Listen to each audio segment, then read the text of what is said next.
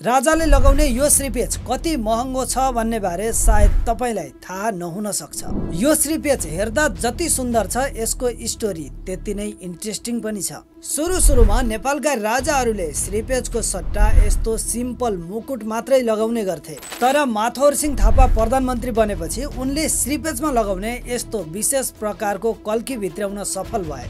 त्यसपछि यो आधुनिक श्रीपेचको सुरुवात भएको थियो अनि राजा राजेन्द्र विक्रम शाहको पालाबाट यस्तो श्रीपेच लगाउन सुरु भयो। यो श्रीपेचमा 750 वटा त हीरा मात्रै जडान गरिएको छ, लगभग 2700 वटा मोती, 16 वटा रुबी, त्यसैगरी नवरत्न अनि सुन र चाँदी त पुरै आकार बनाउनकै लागि प्रयोग गरिएको छ। त्यो भन्दा पनि ठुलो कुरा, श्रीपेचमा प्रयोग भएको यो कल्की बर्ड अफ प्याराडाइजको प्वाखबाट बनेको हो र यो चरा मार्न प्रतिबन्ध लगाइएको दुर्लभ चरा हो। लगभग 2 किलो तौल भएको यो श्रीपेचको मूल्य आजको दिनमा 60 मिलियन अमेरिकी डलर तोकिएको छ। तर यसको मतलब यो होइन कि 60 मिलियन खर्च गर्न सक्ने बित्तिकै यतिको श्रीपेच बनाउन सकिन्छ।